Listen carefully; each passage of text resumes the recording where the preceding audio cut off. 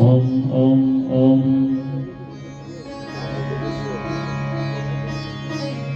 आइए एक बार सभी अपने स्थान पर सीधे होकर के बैठेंगे और पवित्र ओम का उच्चारण सभी बड़ी श्रद्धा भक्ति से मिलकर मेरे साथ में करेंगे।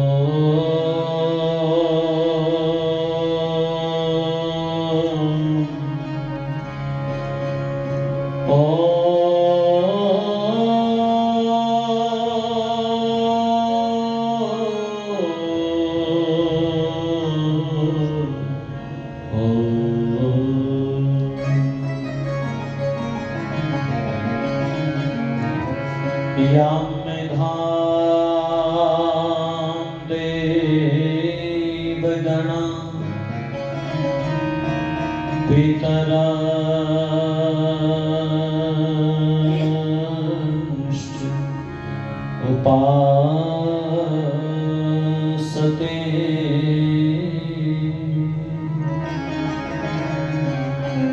तया मध्य धया अग्ने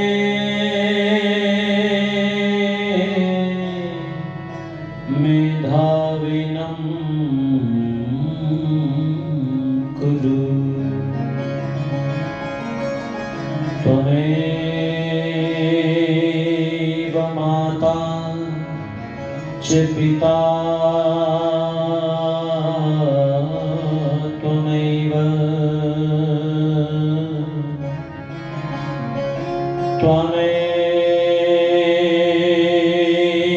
बन्धुश्च सखा त्वमेव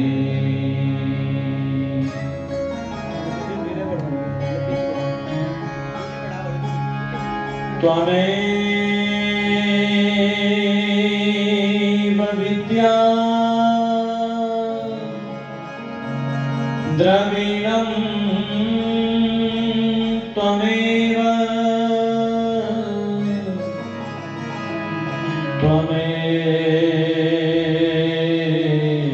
सर्वं मम देव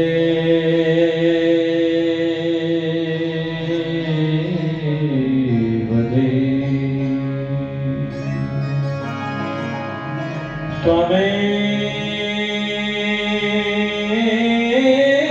सर्वं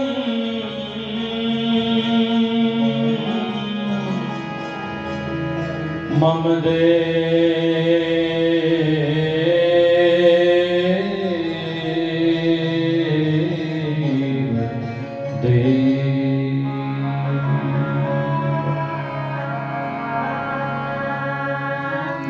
हे प्रभु इस मन को समझा दो,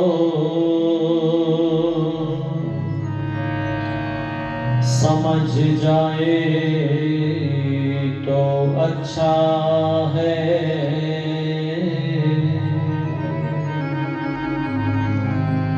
दया की दृष्टि से भगवान संवर जाए तो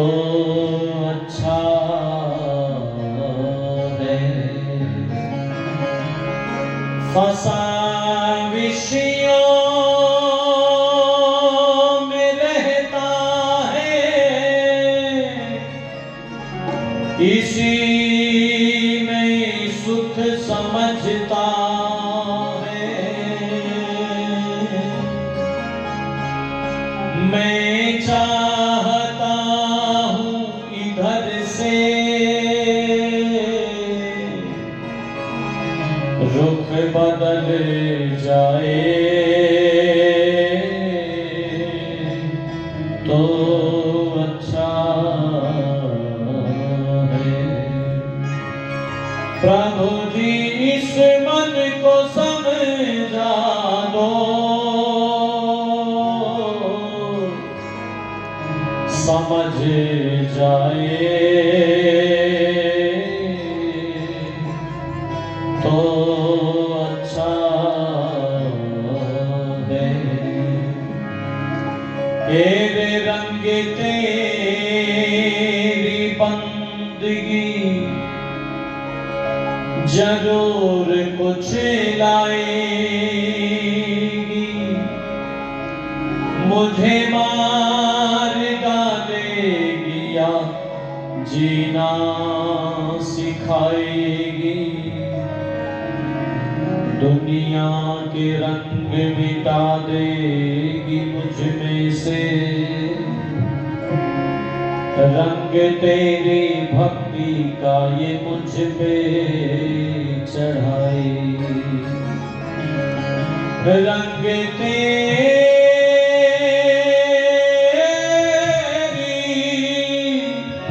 भक्ति का ये मुझ पे चढ़ाई। तुझसे मैं क्या कहूँ, तेरे सामने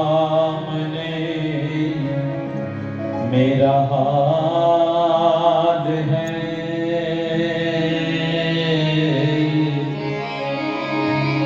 तेरी एक नजर की बात है,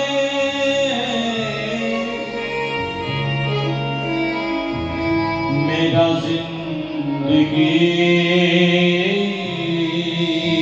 का सवाल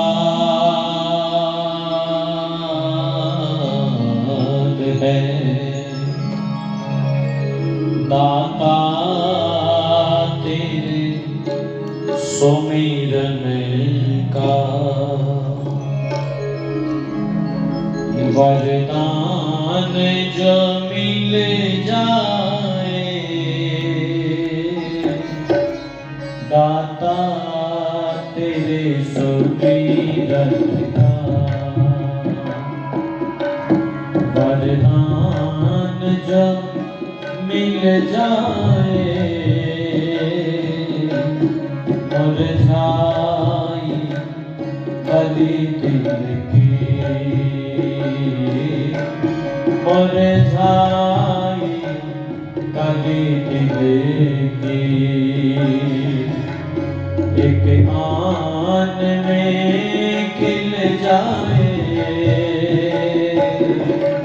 दाता तेरे सुमिरन का, दाता तेरे सुमिरन का वरदान जो मिल जाए, दाता तेरे सुमिरन का,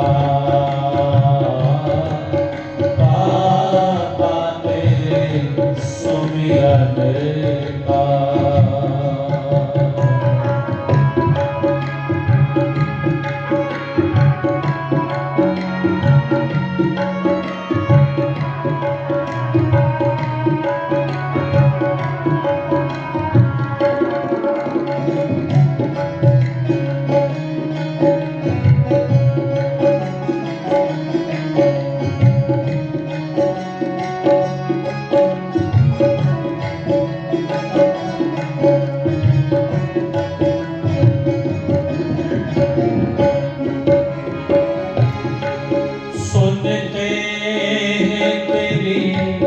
रहमत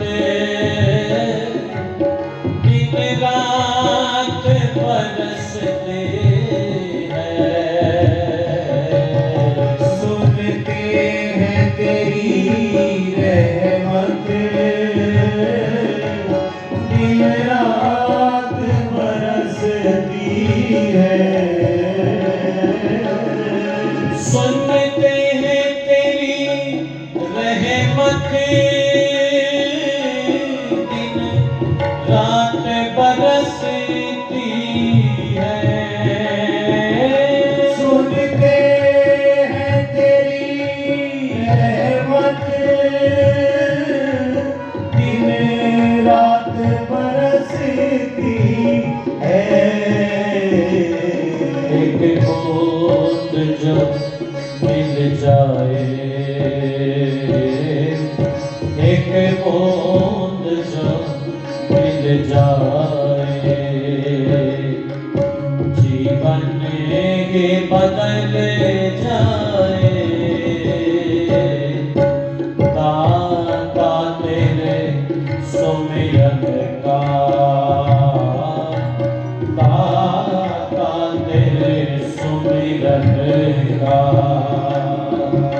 वरदान जो मिल जाए। दाता तेरे सुमिरन का, दाता तेरे सुमिरन का।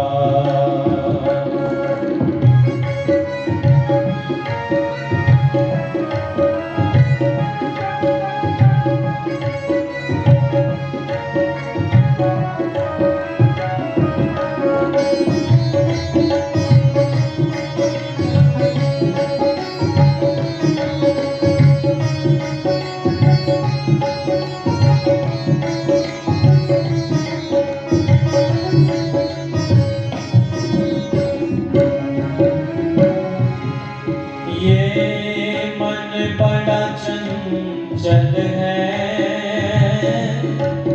चिंतन में नहीं लगता। ये मन बड़ा चंचल है, चिंतन में नहीं लगता। ये मन बड़ा चंचल है, चिंतन में नहीं लगता। जी मेरा मन बड़ा चंचल है, चिंतन में नहीं लगता। जितना इसे समझाओ, जितना इसे समझाओ, उतना ही मचल जाए। दाता तेरे सुमिरन का,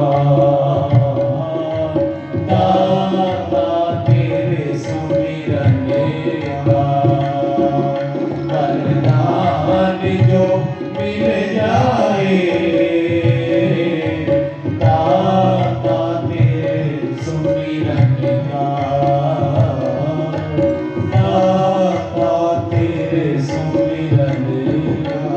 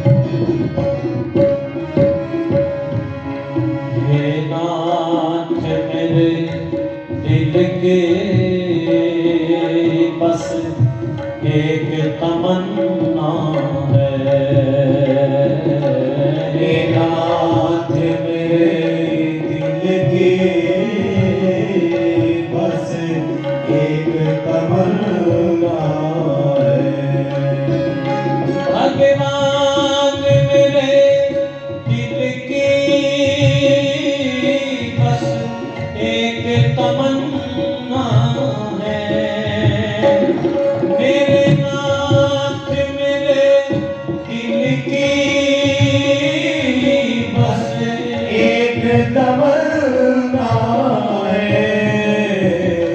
चिंतन में हो मन तेरे, सुमिरन में हो मन तेरे, मेरा दम ये निकल जाए, दाता तेरे सुमिरन का, दाता तेरे सुमिरन का, वरदान जो मिल जाए, दाता तेरे सुमिरन का, दाता तेरे सुमिरन का।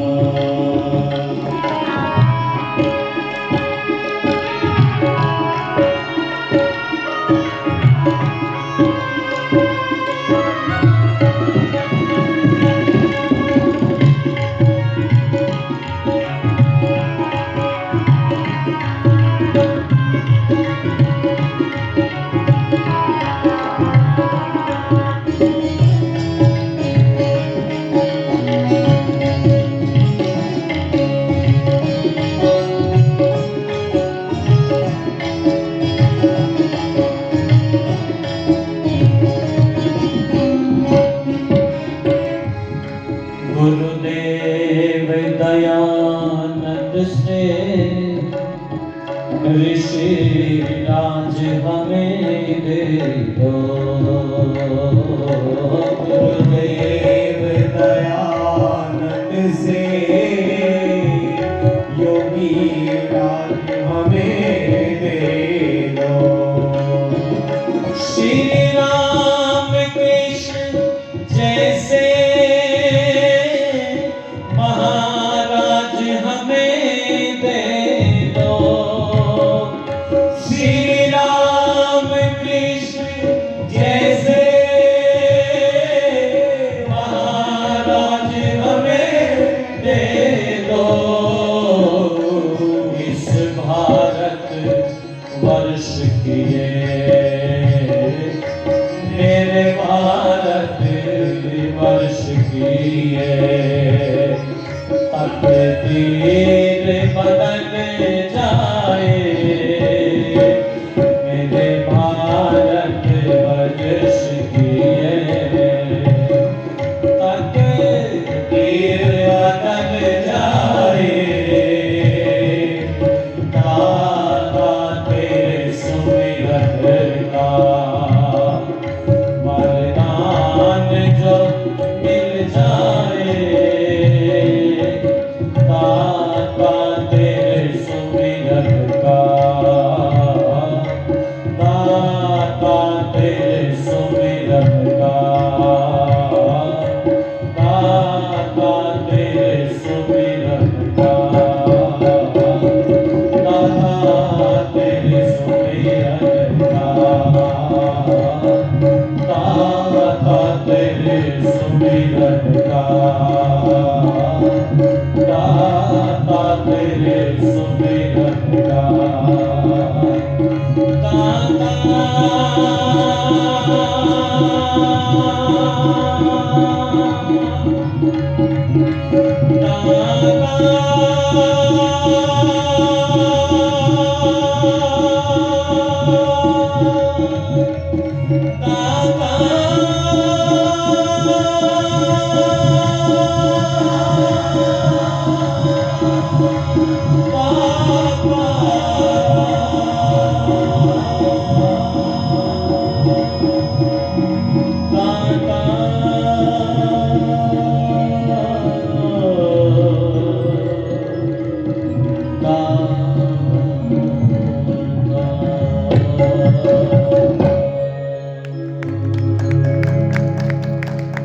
बोलिए सच्चिदानंद भगवान की जय। सत्य सनातन वैदिक धर्म की जय। महर्षि देव दयानंद जी महाराज की जय। महर्षि देव दयानंद जी महाराज की जय हो। उस परम पिता परमेश्वर को धन्यवाद देने के पश्चात हमारे मध्य में विराजमान अरिजीवत के बहुत उच्च कोटि के विद्वान सन्यासी हैं, बहुत तेजस्वी सन्यासी, अनेकानेक नवयुवकों को प्रेरणा देकर के उनके जीवन में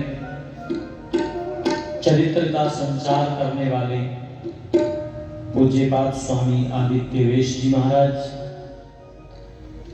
हमारे मध्य में विराजमान बहुत उच्च कोटि के विद्वान, सादगी, सरलता और सौम्यता की प्रतिमूर्ति पूज्य आचार्य श्री देवदत्त जी, और बहुत ही उदार मना व्यक्तित्व आदरणीय श्री महावीर जी के अनन्य मित्र हैं वो श्री सांगवान जी हमारे मध्य में है। उनका वंदन करता हूँ, अभिनंदन करता हूँ, और जिनके प्रेम पास में बनकर के मैं आप सब लोगों के बीच में समुपस्थित हूँ।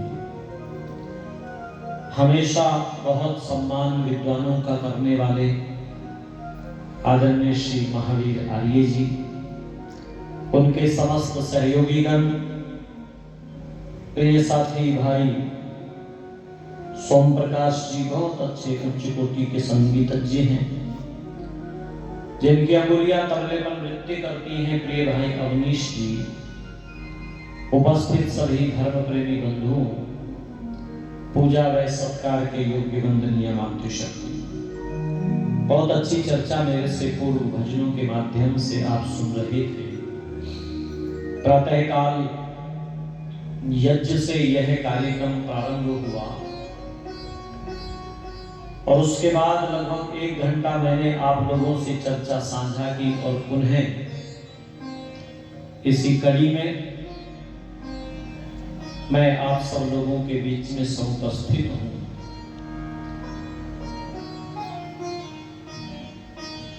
बहुत शुभ कर्मों का संयोग होता है जब ये ऐसी चर्चाएं करने का विचार मन में आता है, करवाने का विचार मन में आता है। मुझे मेरे साथी पूछ रहे थे कि आचार्य जी कहां जा रहे हैं हम, तो मैं इनको बताता हुआ आ रहा था कि गांव के एक उदार मना व्यक्तित्व, वो जब भी उनको समय मिलता है वो अपने गांव में कार्यक्रम जरूर करवाते हैं। ये मुझसे पूछ रहे थे कि कितनी संख्या होगी वहां पर, तो मैं इनसे कह रहा था कि इस बात के दुनिया में ज्यादा मायने नहीं है कि कितनी संख्या होगी, कितने लोग आएंगे। मायने इस बात के ज्यादा है कि कितने लोगों में विचार आएगा, इस बात के मायने ज्यादा है। ये जो मार्ग है ये सबको अच्छा थोड़े लगता है, सबको अच्छा नहीं लगता ये मार्ग। यदि सबको अच्छा लगता होता तो इस बांडा एडी में इतने लोग थोड़े रहते हैं।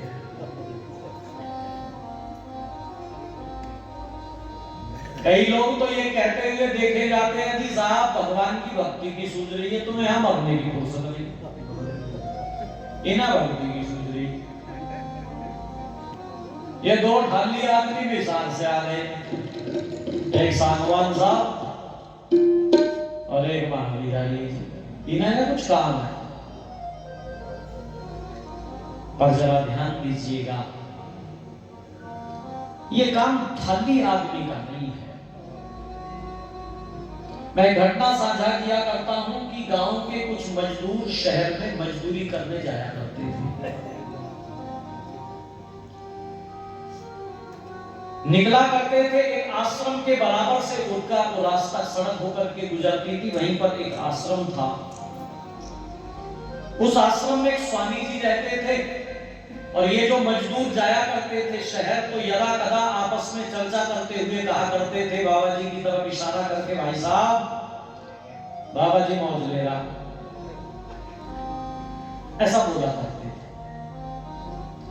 और इस बात को स्वामी जी सुना भी करते थे, तो वो कहा करते थे, एक आध बोलता था, अरे भाई मौज नहीं, भगवान का भगत है बाबा जी, भगवान की भक्ति में, समाज के सुधार में, समाज के कल्याण। बोला ठाली आदमी को भक्ति सूझेगी, ठाली रहता है बाबा, क्या करेगा। बाबा भी इस बात को सुना करते थे, लेकिन सारी बातों के उत्तर हमेशा नहीं दिए जाते। अवसर आता है तब कुछ प्रश्नों के उत्तर स्वामी जी अपने आप आ जाते हैं, दिए जाते हैं। बाबा कभी कोई शिकायत नहीं करते थे उनसे, लेकिन एक दिन ऐसा हुआ कि ये मजदूर बाकी दिनों में तो सुबह जाते थे, शाम को लौट करके आते थे, पर एक दिन मजदूर 1.5 घंटे में ही लौट आए। आपस में बात करते हुए आ रहे थे, बाबा के स्वामी जी के कानों में इनकी आवाज पड़ी, तो स्वामी जी ने देखा आज तो ये जल्दी आ गए, बाकी दिनों में तो शाम को लौटा करते थे। तो स्वामी जी ने इनको आवाज लगा करके पूछा, क्यों भैया आज जल्दी कैसे लौट आए? तो इन्होंने कहा, बाबा लौट के आए, आज तो मजदूरी ही नहीं मिली, काम नहीं मिला, इसलिए हम जल्दी लौट आए। बोले अच्छा, तो आज तो थाली रहोगे? बोले हाँ थाली रहेंगे आज तो। बाबा ने इनसे कहा, तो फिर आज मेरी मजदूरी कर लो, मेरे आश्रम में मेरी मजदूरी कर लो, मेरे यहाँ काम कर लो। जब बाबा ने इनसे ये कहा कि मेरे आश्रम में काम कर लो, तो इन सब ने एक दूसरे की तरफ देखा और एक दूसरे की तरफ आंखों ही आंखों में इशारा हो गया कि भाई बाबा जी आदमी इससे दक्षिणा तय कर लियो, पैसे मजदूरी हैं, कभी शाम को चलते हुए सूखा धन्यवाद दे दे। इस सूखे धन्यवाद से काम, इससे काम बाबा जियों का भी नहीं चलता। वो आर्य समाज के सन्यासी थे स्वामी मुनीश्वरानंद जी। आर्य जी उन्होंने एक जगह पर 7 दिन की कथा की, और 7 दिन कथा करने के बाद मंत्री प्रधान जी ने उनका बहुत धन्यवाद किया। स्वामी जी आपने बड़ा कृतार्थ कर दिया, सारे लोग गदगद हो गए, गजब हो गया स्वामी जी। और स्वामी जी को रिक्शा में बैठा करके विदा कर दिया। बहुत बहुत धन्यवाद स्वामी जी, चलती रिक्शा तक भी कहते रहे स्वामी जी बहुत बहुत धन्यवाद, बहुत बहुत धन्यवाद। बस स्टैंड पर रिक्शा वाला पहुंच गया, स्वामी जी रिक्शा से उतरे, रिक्शे वाले के कंधे पर हाथ रख करके बोले, तेरा बेटा तेरा बहुत बहुत धन्यवाद, तेरा बहुत बहुत धन्यवाद। और ये कह करके स्वामी जी चलने लगे, तो रिक्शे वाले ने हाथ पकड़ लिया, बाबा पैसे, मनीराम पैसा। बाबा बोले पैसा? बोले हाँ पैसा, इससे धन्यवाद से ना चलने का काम। स्वामी जी से बोले, भाई मुझे तो पीछे से यही मिला था, देख मेरे पास तो पैसे है नहीं, मैं तो संता आदमी। बोले नहीं महाराज, इससे काम नहीं चलेगा। और सुनो, मैंने काम चला भी लिया तो बस वाला के जंगल में उतार के खड़ा कर देगा, उसका बिल्कुल नहीं चलेगा। बाबा बोले बात तो तू सही कहता, नहीं चलेगा? बोले नहीं चलने का। रिक्शा में बैठ के बोले चल फिर वही जहां से लेकर आया। और वही लेकर के पहुंच गए। लोगों ने देखा स्वामी जी कैसे लौट आए।